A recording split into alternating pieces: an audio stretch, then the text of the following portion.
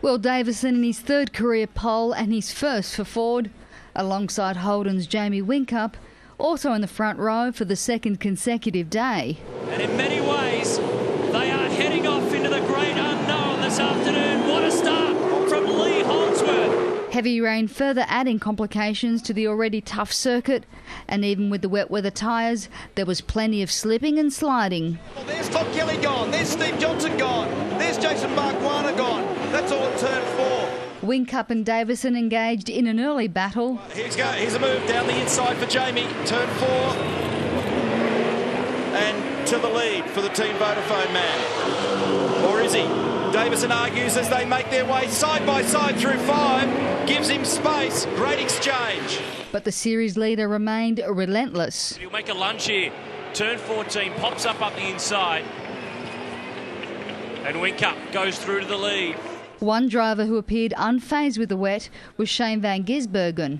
And he's just done the fastest lap of the race, a 38.68. The Ford young gun soaring from 23rd to 9th spot. We've seen some great drives in the wet.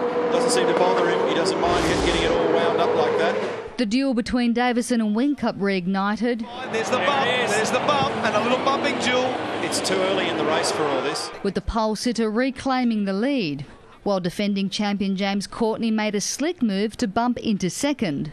While Whincup was blinking at his mate Will Davison, James Courtney saw an opportunity and slid on through into second. Having bumped off the series leader, he now had the race leader in his sights. This is a little bump from Courtney into the back of Will Davison. So did Rick Kelly. But Rick Kelly wants to get it. Craig Lowndes has got ahead of his teammate. He wants to buy into it. Another change for the lead. Courtney's there. I reckon Davison might have clipped the fence. In defence, Rick Kelly goes through. So just like that, Will Davison's gone from first to third. The pit strategies began coming into play, and while many opted for the wet tyre, Holdsworth went for the slicks. You will not believe how dangerous this is. Yeah, and we're talking about the sort of pace you do in the car park at the shopping centre, otherwise you'll end up off the road. The Fujitsu racer playing with fire in the wet. Oh, look at that sideways. Oh, he stayed on.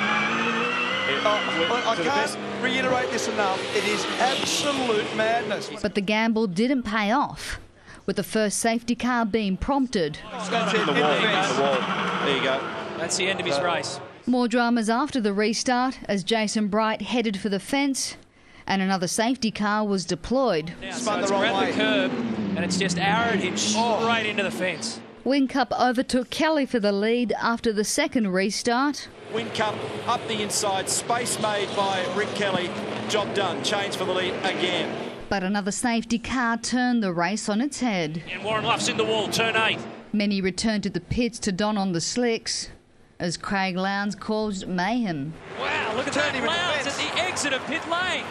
Have you ever seen anything like that? That cost him a pit lane penalty. Unsafe release. Winterbottom passed Courtney for third. Big sideways moment there for Courtney, and he's got him. This is turn 7.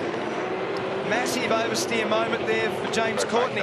But it was Whincup going on to claim an easy win. And yet again a standing ovation and a tail slide for Whincup as he makes history here at Clipsal. Kelly and Winterbottom rounding out the top 3. Daniela Intilli, Big Pond Sport.